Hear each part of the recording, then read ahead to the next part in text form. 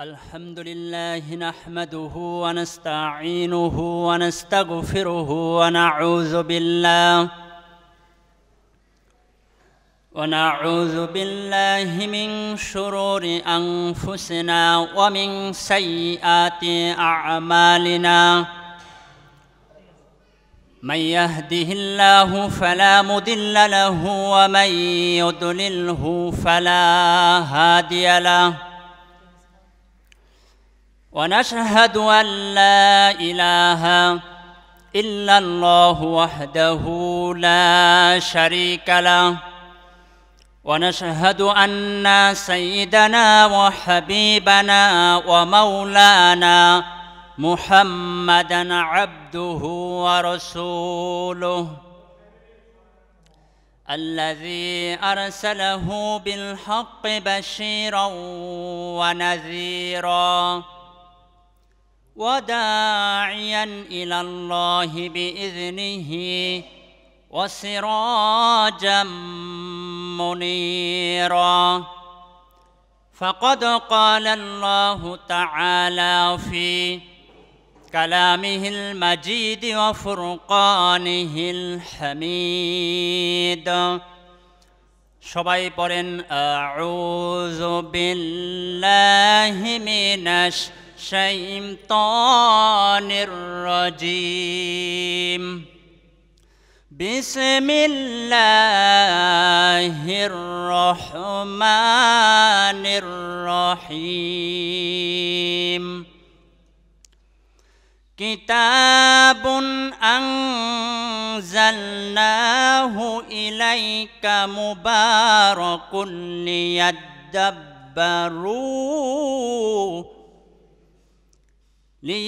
ليدبروا آياته وليتذكر أولو الألباب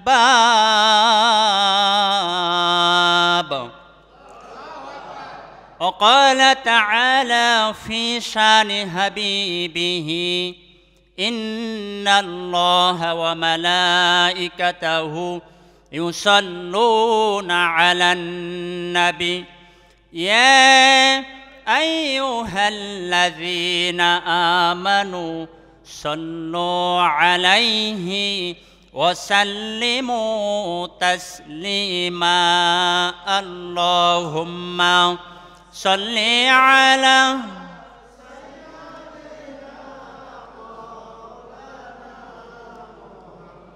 وعلى آله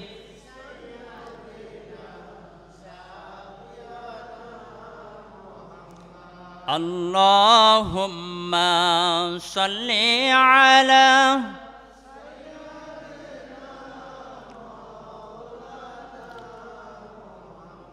وعلى آله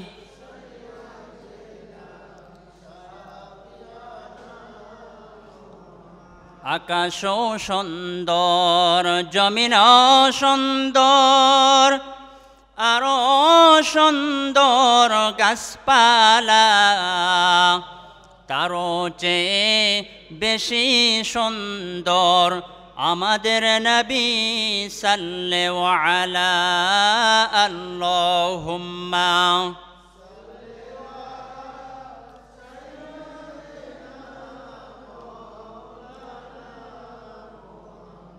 ওয়া আলা আলিহি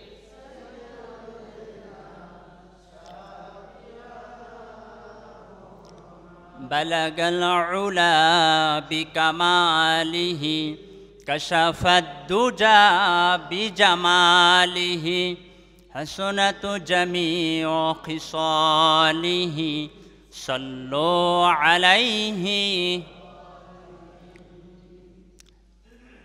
خير সম্মানিত মুআজ্জাজ মুকাররম মুহতারাম উপস্থিত অত্র এলাকার দিনদার ইমানদার পরহেজগার মুসল্লিবৃন্দ আলোচনার শুরুতে জানতে চাই আল্লাহর অশেষ মেহেরবানিতে আপনারা কেমন আছেন? আলহামদুলিল্লাহ, আল্লাহ পাক আমাকেও ভালো রেখেছেন। শুরুতেই আল্লাহ সুবহানাহু ওয়া তাআলার দরবারে শুকরিয়া জ্ঞাপন করছি যে মহান মনিব আমাদের প্রতি অতি বদয়া পরবশ হয়ে আমাদেরকে সুস্থ রেখে ভালো রেখে পবিত্র জুমার দিনে জুমার সালাত আদায় করার জন্য মসজিদে আসার মতো বসার মতো তৌফিক এনায়েত করেছেন। এজন্য সকলে খুশি হয়ে পড়ে নিচ্ছি আলহামদুলিল্লাহ। সবাই পড়েন রব্বানা লাকাল হামদ হামদান কাসীরান তাইয়িবান মুবারাকান ফীহি। দুরূদ ও সালাম বর্ষিত হোক সেই নবীর প্রতি। আওয়ার প্রফেট হযরত মুহাম্মদ সাল্লাল্লাহু আলাইহি ওয়াসাল্লাম was the greatest political leader in the world, যিনি হচ্ছেন সর্বাধিক রাজনৈতিক নেতা, আমাদের বিশ্ব নেতা জনাবে মুহাম্মদ রাসূলুল্লাহ, সবাই বলি সাল্লাল্লাহু আলাইহি ওয়াসাল্লাম। প্রিয় হাজিরিন, আমি আপনাদের সামনে পবিত্র কোরআনুল কারীম থেকে 23 নম্বর পারা, কত নম্বর পারা? 38 নম্বর সূরা, সূরা আস-সাদ, আয়াতে কারিমা 29 তেলাওয়াত করেছি। এখান থেকে আল্লাহ যদি তৌফিক দেয় কিছু কথা বলার এবং শোনার চেষ্টা করব বলি ইনশাআল্লাহ। আল্লাহ রাব্বুল আলামিন পবিত্র কোরআনুল কারীমের সূরা সাদের 29 নম্বর আয়াতের মধ্যে জানায় দেয়, কিতাবুন আনজালনাহু ইলাইকা মুবারাকুল লিয়াদাব্বারু আয়াতিহি। আমি এ বরকতময় কোরআন তোমার প্রতি নাজিল করেছি। এখানে তোমার বলতে কে বলেন তো? আমাদের নবী মুহাম্মদ রাসূলুল্লাহ সাল্লাল্লাহু আলাইহি সাল্লাম। আল্লাহ পাক সেটাই বলতেছেন, হে নবী, এ বরকতময় কোরআন আমি তোমার উপরে নাজিল করেছি লিয়াদাব্বারু আয়াতিহি, যাতে করে লোকেরা এই আয়াতগুলো নিয়ে চিন্তা ভাবনা করে, গবেষণা করে, উপলব্ধি করে। ওয়ালিয়াতাযাক্কারা উলুল আলবাব, আর জ্ঞানী এবং বুদ্ধিমান ব্যক্তিরা এর থেকে যেন উপদেশ গ্রহণ করতে পারে। এখান থেকে আমরা বুঝতে পারলাম আল্লাহ রাব্বুল আলামিন তার কোরআনুল কারীম আমাদেরকে বুঝে শুনে পড়ে এবং সেগুলো নিয়ে গবেষণা চিন্তা ভাবনা করার তাগিদ দিয়েছেন। এখন আপনারা আমাকে জবাব দেন, আমরা যে কয়টা সূরা জানি, যতটুকু মুখস্থ আছে, এগুলো যখন তেলাওয়াত করি, এগুলো কি বুঝে শুনে তেলাওয়াত করি এবং এগুলো নিয়ে কি চিন্তা ভাবনা করি? আপনারা এক বাক্যে উত্তর দিয়েছেন না। আসলে চিন্তা ভাবনা করি কিনা, হতে পারে করিও, কিন্তু বুঝতে পারতেছি না। তাহলে আমরা একটু পরীক্ষা করে দেখি যে আমরা আল্লাহর কোরআন নিয়ে আদৌ চিন্তা ভাবনা করি কিনা বা বুঝে পড়ি কিনা। আপনারা আমাকে বলবেন, আমরা সবচেয়ে বেশি কোন সূরা তেলাওয়াত করি? সূরা ফাতিহা। সূরা ফাতিহার ব্যাপারে বলা হয়েছে এই সূরা ফাতিহা তেলাওয়াত ব্যতীত নামাজ হয় না। প্রত্যেকটা রাকাতেই সূরা ফাতিহা পড়তে হয়, মাস্ট বি। তাহলে এই সূরা ফাতিহা আমরা অল টাইম পড়ে যাচ্ছি, কিন্তু আমরা কি জানি এর মধ্যে কি বলেছেন বা আমরাই আল্লাহর কাছে কি প্রার্থনা করতেছি? আমরা একটু শেয়ার করি আপনাদের সঙ্গে যে আমরা সূরা ফাতিহার মধ্যে একটা আয়াত তেলাওয়াত করি, ইহদিনাস সিরাতাল মুস্তাকিম। এটা কিন্তু একটা দোয়া। আমরা দাঁড়িয়ে থেকে আল্লাহর কাছে প্রার্থনা করতেছি, রব্বুল আলামিন আপনি আমাদেরকে সরল সঠিক পথ প্রদর্শন করুন। এরপরে আবার আমরা নিজেরাই দেখে দিচ্ছি, সিরাতাল লাযিনা আনআমতা আলাইহিম, সবার পথ না, তাদের পথ যাদের পড়তে আপনি অনুগ্রহ করেছেন। আমরাই দোয়া করতেছি এবং কাদের পথ আমরা প্রদর্শন হতে চাই, কাদের পথ আমাদেরকে দেখাতে বলতেছি, সেটা আমরাই বলে দিচ্ছি যে হে রব, আপনি তাদের পথ আমাদেরকে প্রদর্শন করুন, তাদের পথে আমাদেরকে চলার তৌফিক দান করুন যাদের পড়তে আপনি অনুগ্রহ করেছেন। তাহলে আপনারা বলেন আল্লাহ পাক কাদের প্রতি অনুগ্রহ করেছেন? দেখেন, আমরা 5 ওয়াক্ত নামাজেই আল্লাহর কাছে বলতেছি আপনি তাদের পথে আমাদেরকে পরিচালিত করেন যাদের পড়তে আপনি অনুগ্রহ করেছেন, কিন্তু কাদের পথ আমরা নিজেরাই জানি না, অথচ দোয়া করতেছি। আপনি কি চাচ্ছেন আপনি যদি না বুঝেন, তাহলে চাবেনই বা কি আর দেবেনই বা কি? তাই না? আমরা কি চাচ্ছি এটা কিন্তু আমাদের আগে ভালো মতো বুঝতে হবে। একজন বলছিল, হুজুর যদি আরবিতে গালিও দেয় তারপরেও মুরগি জবাই করে খাওয়ায়, তার মানে বোঝে না, মনে করতেছে আমার বাবা মার জন্য খাস করে দোয়া করতেছে। আর যদি বুঝতো তাহলে পজিটিভ না নেগেটিভ এটা কিন্তু ধরে ফেলতো। আমরা আল্লাহর কাছে কি বলতেছি নিজেও জানি না, শুধু দোয়া করতেছি। তাহলে আমরা জানি না, তবে জানার জন্য একটা কিতাব রয়েছে, বলেন তো তার নাম কি? তাহলে আমরা আজকে কোরআনকেই জিজ্ঞেস করব যে আমরা 5 ওয়াক্ত নামাজে কাদের পড়তে আল্লাহ অনুগ্রহ করেছেন, এটা আমরা জানতে চাই। আমরা দোয়া করি তাদের পথ আমাদেরকে প্রদর্শন করুন যাদের প্রতি আপনি অনুগ্রহ করেছেন। এবার কোরআনকে আমরা জিজ্ঞেস করতেছি, কোরআন তুমি বলে দাও আল্লাহ পাক কাদের প্রতি অনুগ্রহ করেছেন। কুরআনুল কারীম এবার জানিয়ে দেয়, আনআমাল্লাহু আলাইহিম মিনান নাবিয়িনা ওয়াস-সিদ্দিকিনা ওয়াশ-শুহাদা'i ওয়াস-সালিহিন।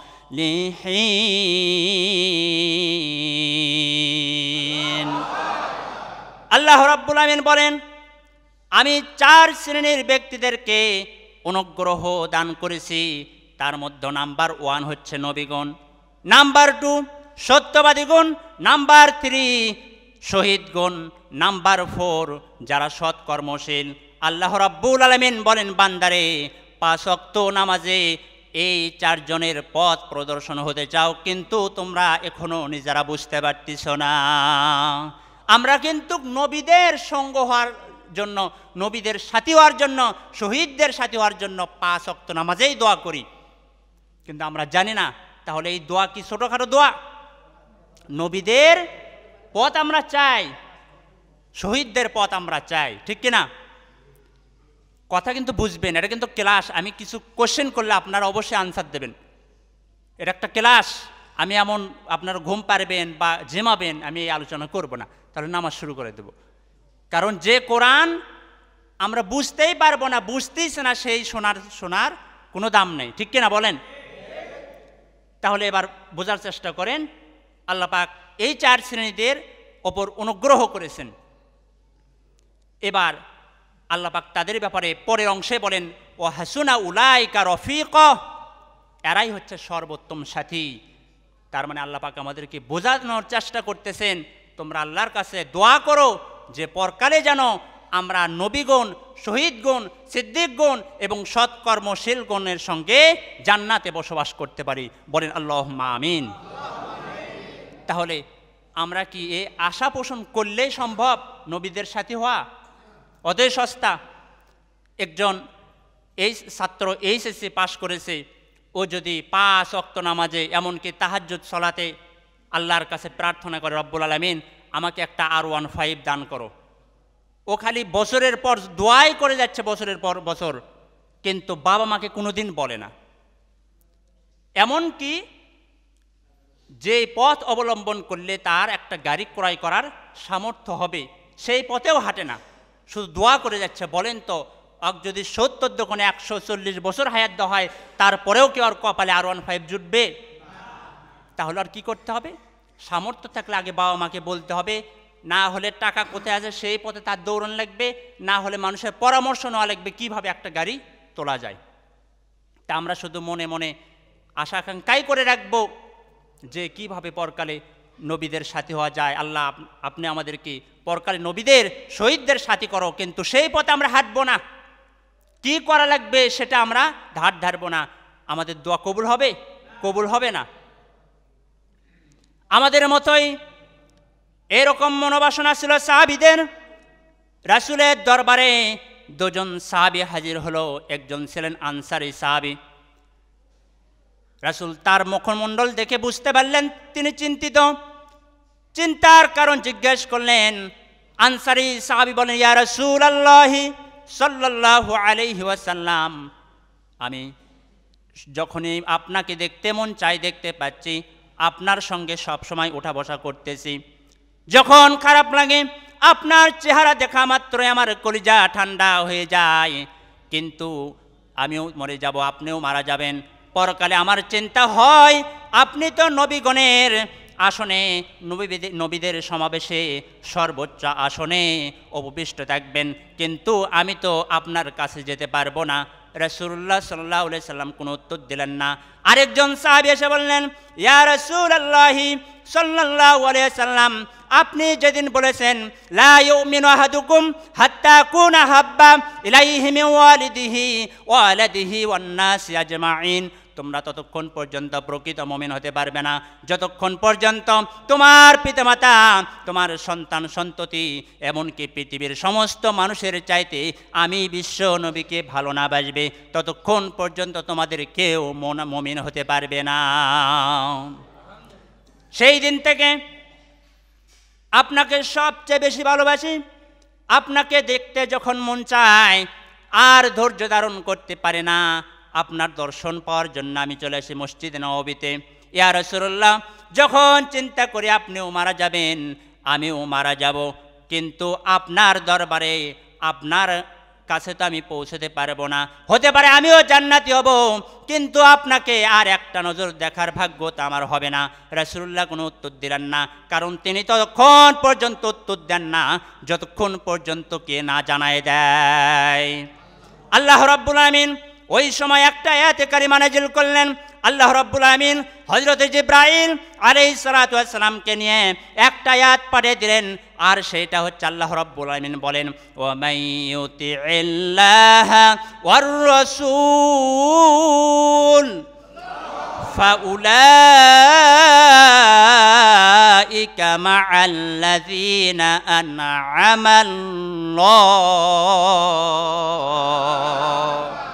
আল্লাহ রাব্বুল আমিন বলেন, এবার তোমাদের জন্য শুভ সংবাদ, কোনো ব্যক্তি যদি আমি আল্লাহ যা নির্দেশ দিয়েছি, আমার রাসূল যা নির্দেশ দিয়েছে তা যদি মান্য করে, আমি যা নিষেধ করেছি, আমার রাসূল যা নিষেধ করেছেন তা থেকে যদি বিরত থাকে, এমনকি মাইয়ুতির রাসূলা ফাকাদ আতা আল্লাহ, মাইয়ুতির রাসূলা ফাকাদ আতা আল্লাহ, হি obeys the messenger, obeys Allah। যে রাসূলের আনুগত্য করার মাধ্যমে আমি আল্লাহ তাআলার আনুগত্য করবে, আমি আল্লাহ রাব্বুল আলামিন কাল কিয়ামতের ময়দানে এই শ্রেণীর লোকদেরকে নবীগণ, শহীদগণ, এমনকি সত্যবাদীদের সঙ্গে জান্নাতে স্থান করে দেব। তাহলে আমরা বুঝতে পারলাম আমাদের কাজ হচ্ছে একটি, আল্লাহ এবং আল্লাহ রাসূল যা অর্ডার করেছেন তা আমাদের ফলো করতে হবে, যা নিষেধ করেছেন তা থেকে বিরত থাকতে হবে। কথা বলেন ঠিক কিনা? তাহলে এবার আমরা একটা সুযোগ পেয়ে গেলাম যে হুজুর, তাহলে আমরা নিজেদেরকে দাবি করব আমরা আল্লাহ এবং আল্লাহ রাসূলকে মানি, মানলেও মানি, না মানলেও মানি। এখন আমাদের সমাজে আছে না, মুসলমানের কাজ করলেও মুসলমান, না করলেও মুসলমান। স্বীকৃতি দিতে কিন্তু ভুল করা যাবে না। আমরা হয়তো বলতে পারি যে আল্লাহ এবং আল্লাহ রাসূল যা আদেশ করেছেন আমরা তা মান্য করি, যা নিষেধ করেছেন তা আমরা বাতিল করি, তা থেকে বিরত থাকি। কথা বলেন না? তো আমরা হয়তো এটা বলতে পারি, কিন্তু আমাদের এই মুখের স্বীকৃতি কি আল্লাহ মেনে নেবে? আল্লাহ কি পরীক্ষা করবে না যে আদৌ আপনি আল্লাহ এবং আল্লাহ রাসূলকে মানেন কিনা? কথা বলেন ঠিক কিনা? আল্লাহ রাব্বুল আমিন বলেন, আহাসিবান নাসু আইয়ুতরাকু আইয়াকুলু আমান্না ওয়া হুম লা ইফতানুন। Do men think that they will believe alone on saying we believe and that they will not be tested? আল্লাহ রাব্বুল আমিন বলেন, তোমরা কি মনে করেছো ঈমান এনেছি কথা বললেই তোমাদেরকে অব্যাহতি দেওয়া হবে আর পরীক্ষা করা হবে না? না না না, তোমাদেরকে এমনি এমনি ছেড়ে দেওয়া হবে না। বিকজ নবীগণ, শহীদগণ, সাহাবীগণ, তাবিগণ, যত মানুষ এসেছিল সকলকে আমি আল্লাহ তাআলা পদে পদে পরীক্ষা করেছি। ওই পথের যারা স্বীকৃতি দেবে, যারা ঈমানের যেদিন থেকে স্বীকৃতি দেবে, সেই দিন থেকেই আমি আল্লাহ তাআলা নবীদের মতো, সাহাবীদের মতো তাদেরকে পদে পদে পরীক্ষা করব। তাহলে বোঝা যাচ্ছে আমাদের মুখের স্বীকৃতিতে আল্লাহ পাক জান্নাত দেবে না। আমাদের কাজ, আমাদের অন্তর কি বলে, আমরা অন্তর থেকে কোনটা সাপোর্ট করি সেটাকে আল্লাহ পাক প্রাধান্য দেবে। কাজে প্রমাণ হবে আপনি জান্নাতি নাকি জাহান্নামী, কাজে প্রমাণ হবে আপনি আল্লাহ এবং আল্লাহ রাসূলকে মানেন কিনা। কথা বলেন ঠিক কিনা? আমার ভাইয়েরা, তাহলে আমরা জানার চেষ্টা করি আল্লাহর এবং আল্লাহ রাসূলের আদেশ কোনটা, আল্লাহ এবং আল্লাহ রাসূলের আনুগত্য করা হবে কোন কাজটা করলে। আল্লাহ রাব্বুল আলামিন প্রথমে আমাদেরকে জানায় দেয় ওয়াকিমুস সালাতা ওয়া আতুজ যাকাত ওয়া মা তুকদ্দিমু লিআনফুসিকুম মিন খায়রিন তাজিদুহু ইনদাল্লাহ।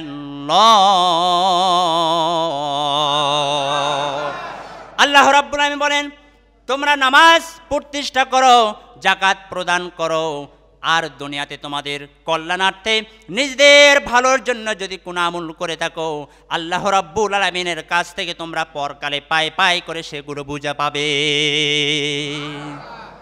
আমাদের ভালো কাজ আমাদেরই উপকার দেবে। আমরা নামাজ পড়লেও আল্লাহর কোনো লাভ নাই, না পড়লেও আল্লাহর কোনো ক্ষতি নাই। ক্ষতি আমাদের, লাভ আমাদের।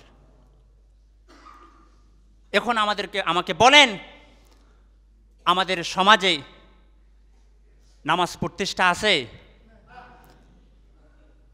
আচ্ছা, এটা বোঝানোর জন্য আপনারাই আমাকে জবাব দেন। আমাদের সমাজে, আমাদের দেশে কোনো ব্যক্তি যদি পোশাক না পরে, উলঙ্গ হয়ে থাকে, তাকে মানুষ কি বলে? কোনো ব্যক্তি যদি নামাজ না পড়ে তাকে মানুষ কি বলে? পাগল কি বলে?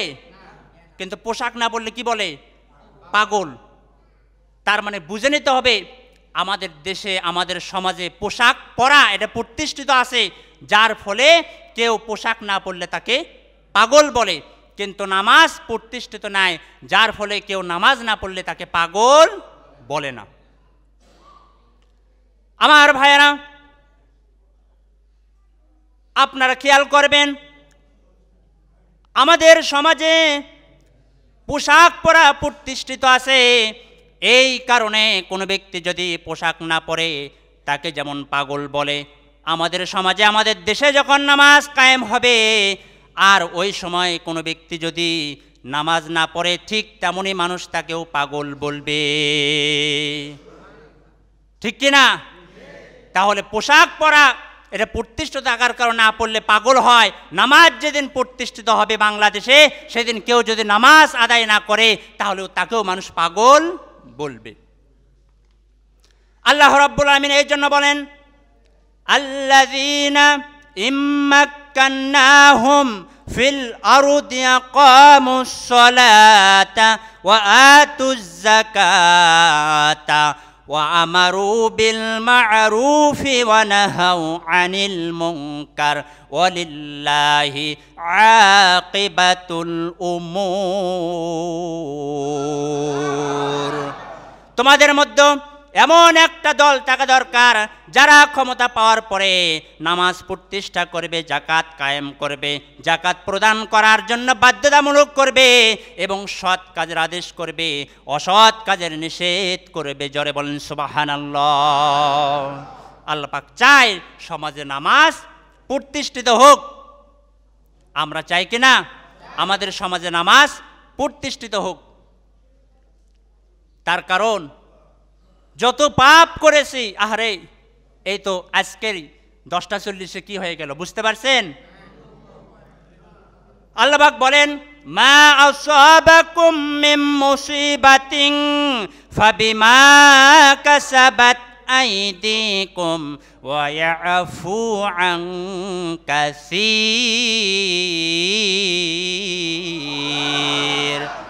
তোমাদের উপরে যে বিপদ আর মুসিবত আসে এগুলো তোমাদের দুই হাতের কামাই। তোমরা যা কামাই করো আসমান থেকে তাই বর্ষিত হয়। তারপরেও একটা কথা মনে রাখবা, তোমাদের অনেকগুলো অপরাধ আল্লাহ পাক নিজ গুণে ক্ষমা করে দেয়। আমাদের শাস্তির, আমাদের অপরাধের যদি শাস্তি আল্লাহ পাক দিত, এই ভূমিকম্প দিয়ে থামে তো যেত না। এমন ভূমিকম্প দিত আমরা আজকেই লাশ হয়ে যেতাম। কথা বলেন ঠিক কিনা? তাহলে আয়াতের সঙ্গে মিল করে দেখেন, আল্লাহ পাক আমাদের অপকর্মে যদি শাস্তি দিত, এই ভূমিকম্প না, এমন ভূমিকম্প দিত যায় যেখানে সেখানে সে পাউশ হয়ে যেত। কথা বলেন ঠিক কিনা? তাহলে 1 নম্বরে বলছিলাম নামাজ কায়েম করার কথা। আল্লাহ রাসূল বলেছেন লা ঈমান লিমান লা আমানাতা লা ওলা সলাত লিমাল্লা তুহুর আলা ওলা দিন আলিমাল্লা সলাত আলা। যার আমানতদারি নেই তার ইমান নেই, যার পবিত্রতা নেই তার নামাজ নেই, যার নামাজ নেই তার দিন নেই। কথা বলেন ঠিক কিনা? গোটা শরীরে মাথার যে মর্যাদা, দিন ইসলামে নামাজের সেই মর্যাদা। বলেন সুবহানাল্লাহ। আমার ভাইয়েরা, আল্লাহর নবী সাহাবীদেরকে বললেন, ও আমার সাহাবীরা, তোমরা বলো তো কোনো ব্যক্তির বাড়ির সামনে দিয়ে যদি দৈনিক 5 বার নদী প্রবাহিত হয় আর ওই ব্যক্তি যদি 5 বার গোসল করে তার শরীরে কোনো ময়লা থাকে কিনা? সাহাবীরা উত্তর করলেন, ইয়া রাসূলুল্লাহ, তার শরীরে তো কোনো ময়লা থাকার কথা নয়। আমার নবী বললেন, সাহাবীরা তাহলে একটা কথা জেনে রাখো, this is an example of the 5 daily prayers. এটাই হচ্ছে 5 ওয়াক্ত নামাজের উদাহরণ। কোনো বান্দা যদি 5 বার গোসল করার কারণে তার শরীরে কোনো ময়লা না থাকে, কোনো বান্দা কোনো বান্দি যদি দৈনিক 5 ওয়াক্ত সালাত আদায় করে, তার জীবনেও কোনো গুনাহ থাকতে পারে না। আল্লাহ পাক যেন আমাদেরকে 5 ওয়াক্ত সালাত জামাত সহ আদায় করার তৌফিক দেন, বলি আল্লাহুম্মা আমিন। প্রিয় হাজিরিন, আমাদের সমাজে নামাজ তো প্রতিষ্ঠিত হবে, এটা আমরা তামান্না করি, কিন্তু আমরা যে নামাজটা পড়ি, এই নামাজটা যদি কাঙ্ক্ষিত মানের পড়তে পারতাম তাও আল্লাহ পাক খুশি হয়ে যেত। কিন্তু সেই নামাজ আমাদের কাঙ্ক্ষিত মানের হয় না। নামাজের মধ্যে খুশু নাই। নামাজ পড়তেছে, নামাজ পড়তে পড়তে ফোনটা রিসিভ করে, ভাই নামাজ পড়তেছে, একটু পরে কথা বলি। নামাজ পড়তেছে, তাকবীরা তাহরিমা বাদা, এই অবস্থায় ধরে জামাত থেকে জানালার পাশে যে থুতু ফেলে আসছে, নামাজ কি ভঙ্গ আছে? এরপরে সিজদায় যাচ্ছে, 2 হাত দিয়ে একাধার ইমাম সাহেবের তাসবিহ পড়া শেষ, আর ধুলা সাফ করা শেষ হচ্ছে না। নামাজের খুশু নাই। বলেন তো এই ব্যক্তি কি আসলে ইবাদতে আছে না আবাদে আছে? আবাদে আছে, ইবাদতে নাই। সাহাবীরা নামাজ পড়াকালীন পায়ের মধ্যে তীর ঢুকেছে বলতে পারে না। কি ধ্যান! নামাজ পড়তে হবে সেইভাবে যে আল্লাহ পাক আমাকে দেখতেছেন। তা যদি না হয়, যে আবার চিন্তা করতে হবে যে আমি আল্লাহ পাকে দেখতেছি, তা যদি সম্ভব না হয়, মনে করতে হবে আল্লাহ আমাকে দেখতেছেন। আমার ভাইয়েরা, এই জন্য কবি আল্লামা ইকবাল বলেছেন, রাহ গই রুশমে আজারু হে বিলালি না রহি, ফলসফা রাহ গিয়া তালকিনে গজালি না রহি। আজও সেই আজানের আওয়াজ আছে আগের মতোই, কিন্তু সেই আজানের মধ্যেও বেলালের কণ্ঠ আর খুঁজে পাওয়া যায় না। আজও সেই কোরআন আছে, হাদিস আছে, সেই মানার মানুষ নেই। আজও সেই কোরআন আছে, হাদিস আছে, সেই মানার মানুষ নেই। আজও সেই কোরআন আছে, হাদিস আছে, সেই আবু বকর ওমর নেই, সেই আলী হায়দার উসমান নেই। আজও সেই কোরআন আছে, হাদিস আছে, সেই মানার মানুষ নেই। আজও সেই আজানের আওয়াজ আছে আগের মতোই, সেই বিলালের রূহ নেই। আজও সেই কোরআন আছে, হাদিস আছে, সেই মানার মানুষ নেই। কথা বলেন ঠিক কিনা? সেই কোরআন সেই হাদিস এখনো আছে, কিন্তু মানবে কে? আমার ভাইয়েরা, 2 নম্বরে আল্লাহ রাব্বুল আমিন আমাদেরকে দায়িত্ব দিচ্ছেন, আমাদের প্রতি চাপ দিচ্ছেন। এভাবে আল্লাহ পাক বলেন, কুতিবা আলাইকুমুল কিতালু ওয়া হুয়া কুরহুল লাকুম ওয়া আসা আন তাকরাহু শাইআও ওয়া হুয়া খায়রুল লাকুম ওয়া আসা আন তুহিব্বু শাইআও ওয়া হুয়া শাররুল লাকুম আল্লাহু ইয়ালামু ওয়া আনতুম লা তা'লামুন।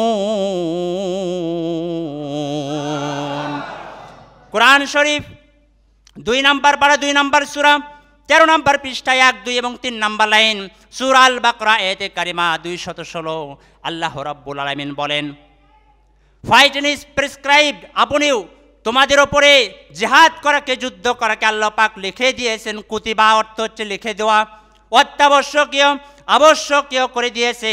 ইউ ডিসলাইক ইট, কিন্তু তোমরা এটা পছন্দ করো না, তোমাদের এটা ভালো লাগে না। এ বান্দা মনে রাখো, তোমাদের যেটাকে অপছন্দ হয় হতে পারে আল্লাহ পাক তার মধ্যেই কল্যাণ রেখেছেন, আর তোমাদের যেটা ভালো লাগে হতে পারে তার মধ্যে তোমাদের ক্ষতি রয়েছে। আল্লাহু ইয়ালামু মা লা তা'লামুন, আল্লাহ পাক জানেন তোমাদের জন্য কোনটা ভালো কোনটা মন্দ। কথা বলেন ঠিক কি না? আমাদের ভালো কোনটা, আমাদের মন্দ কোনটা আমরা বুঝি না, আমাদেরকে যে সৃষ্টি করেছেন তিনি কিন্তু বোঝেন। এখন প্রশ্ন, কতক্ষণ জিহাদ করতে হবে, যুদ্ধ করতে হবে? কোরআন শরীফ আমাদেরকে জানিয়ে দেয়, ওয়াকাতিলুহুম হাত্তা লা তাকুনা ফিতনাহ ওয়া ইয়াকুনা আদ-দীনু লিল্লাহ। ততক্ষণ পর্যন্ত বাতিলের বিরুদ্ধে লড়ো, যতক্ষণ পর্যন্ত আল্লাহর জমিনে আল্লাহর দিন কায়েম না হয়, সমাজ থেকে অশান্তি দূর না হয়। কথা বলেন ঠিক কিনা? আল্লাহ রাব্বুল আলামিন বলেন, আম হাসিবতুম আন তাদখুলুল জান্নাতা ওয়ালাম্মা ইয়ালামিল্লাহুল্লাযীনা জাহাদু ওয়া ইয়ালামাস সাবিরিন।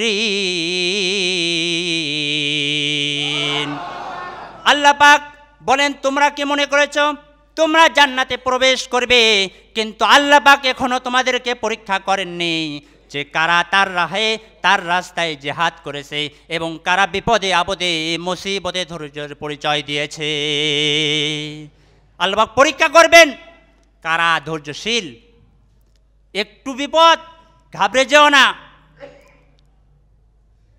আর অন্যায়ের সাথে কখনো আপোষ করো না। আল্লাহর জমিন আল্লাহর দিন কিভাবে কায়েম হয় সেই চেষ্টায় তোমরা অব্যাহত থাকো। আল্লাহ পাক যেন আমাদেরকে সেই তৌফিক দান করেন, আল্লাহুম্মা আমিন। আমার ভাইয়েরা, সাহাবীরা এমনিতেই মর্যাদা পান নাই। উহুদের যুদ্ধে ডাক এসেছে।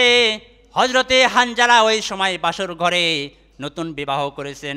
সাহাবীরা অলিতে গলিতে প্রচার করতেছে, জিহাদের ডাক এসেছে, কে কোথায় আছো তাড়াতাড়ি বেরিয়ে পড়ো।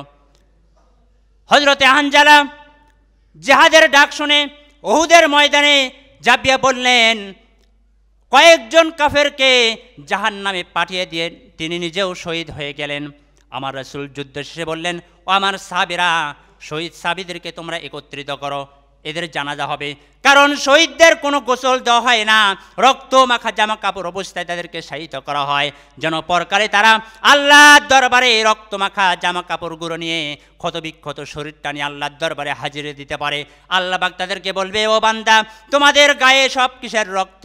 তোমাদের গায়ে বিভিন্ন ধরনের আঘাত ক্ষতবিক্ষত দেখা যায়, এগুলো কিসের? তখন তারা বলবে, রব্বুল আলামিন আপনার জমিনে আপনার দিন কায়েমের জন্য কাফেররা আমাদেরকে মেরেছে, এই রক্ত বিক্ষত ক্ষতবিক্ষত শরীর আপনার দরবারে হাজির হয়েছি। আল্লাহ রাব্বুল আলামিন বলবে, বান্দারে, পিতা মাতার মহব্বত, স্ত্রীর মহব্বত, সন্তানদের মহব্বত, নিজের জীবনের মহব্বত ত্যাগ করে তোমরা আমার রাস্তায় জিহাদ করেছো, আমার জমিনে আমার দিন প্রতিষ্ঠার জন্য সংগ্রাম করেছো।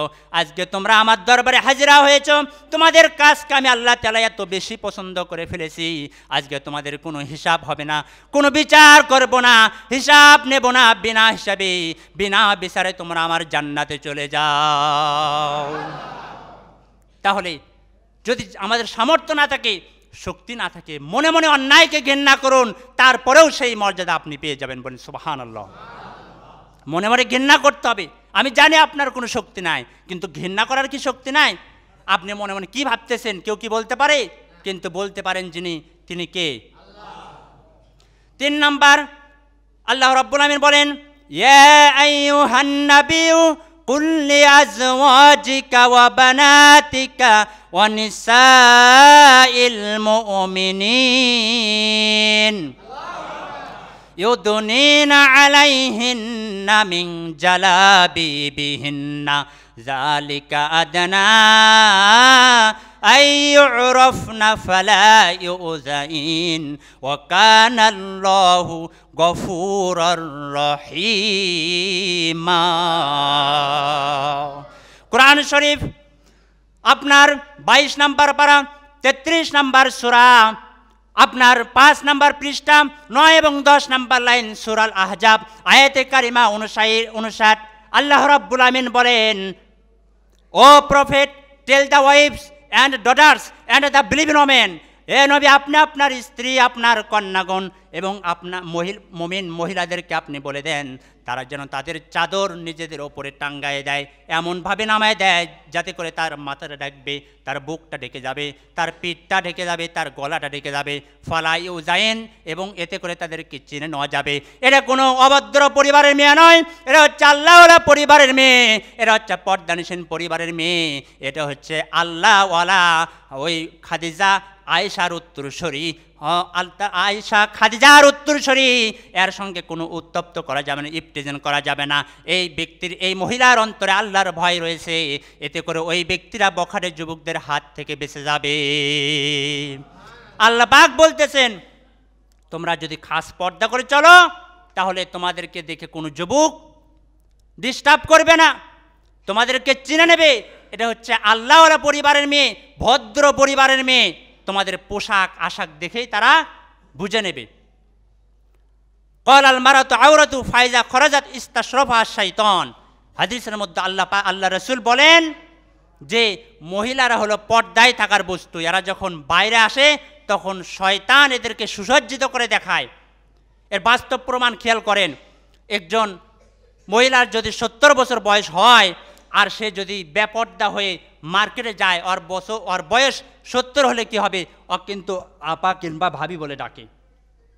আর 20 বছর বয়সের একজন যুবতী ও যদি খাস পর্দা করে কালো বোরকা পরে বাইরে বের হয় তারপরেও কিন্তু খালাম্মা। কথা বলেন ঠিক কিনা? আল্লাহ রাসূলের হাদিস সঙ্গে মিলে দেখেন যে নারীরা যখন বাইরে বের হয় শয়তান তাদেরকে সুসজ্জিত করে দেখায় বলেই তো 70 বছরের বৃদ্ধা তখন ভাবি আর আপা। কথা বলেন ঠিক কিনা? উম্মে সালামা তার সঙ্গে একজন মহিলা রাসূলের আরেকজন স্ত্রী রাসূলের দরবারে বসেছিলেন। ওই সময় একজন অন্ধ উম্মে মাকতুম হুজুরের দরবারে হাজির হলেন। তখন রাসূল তার স্ত্রীদেরকে বললেন, তোমরা তার থেকে পর্দা করো। তখন সে বলল, ইয়া রাসূলুল্লাহ, সে তো অন্ধ ব্যক্তি, ও তো আমাকে দেখতে পারতেছে না, তাহলে তার থেকে পর্দা করার কি দরকার? আল্লাহ রাসূল বললেন, তোমরা কি তাকে দেখছো না? সে তো অন্ধ, কিন্তু তোমরা কি তাকে দেখছো না? তাহলে অনেক মেয়েদের কিন্তু চিন্তা ভাবনা এরকম যে ছেলেরা যেন আমাকে না দেখে, কিন্তু তারও যে ওপর ফরজ যে সেও কোনো ছেলেকে দেখবে না। হাদিস দ্বারা এটাই প্রতিমান হয়, শুধু মেয়েদেরকে আমরা দেখব না এটাই আমাদের উপর দায়িত্ব নয়, মেয়েরাও কোনো ছেলেকে দেখতে পাবে না। তাছাড়া আল্লাহ রাসূল কেন বললেন যে সে অন্ধ, সে তোমাকে না দেখলো, তুমি তো তাকে দেখতে পাচ্ছ, তাহলে তোমার পর্দা কোথায় থাকলো? তোমার চোখের জিনা হয়ে যাচ্ছে, তুমি তাড়াতাড়ি পর্দা করো। অকরনা ফি বুয়ুতিকুন্না ওয়ালা তাবাররাজনা তাবাররুজাল জাহিলিয়াতিল উলা। আল্লাহ পাক বলেন, ও মেয়েরা জাহিরা যুগের নারীদের মতো সাজসজ্জা প্রদর্শন করে বাইরে বের হয়েও না। তোমরা যখন বাইরে বের হবে কালো ঢিলা ঢালা একটা বোরকা পরে বের হও। জোরে বলেন সুবহানাল্লাহ।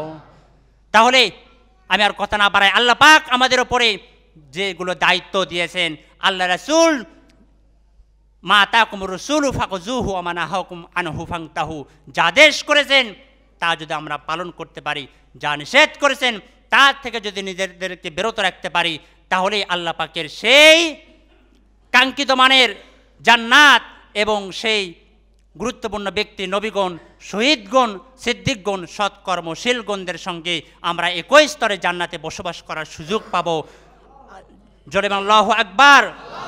আল্লাহ পাক যেন আজকের যতটুকু কথা বললাম এই কথাগুলো আমাদেরকে সকলে বুঝে আমল করার তৌফিক দান করুন। পরিশেষে সকলের দীর্ঘায়ু সুস্থতা কামনা করে সকলকে ধন্যবাদ জানাই, নিজের জন্য দোয়া চেয়ে আমার আলোচনা এখানে সমাপ্ত ঘোষণা করছি। হাযা মা ইনদি ওয়াল ইলমু ইনদাল্লাহি আলাইহি তাওয়াক্কালতু আলাইহি উনীব। আসসালামু আলাইকুম ওয়া রাহমাতুল্লাহ।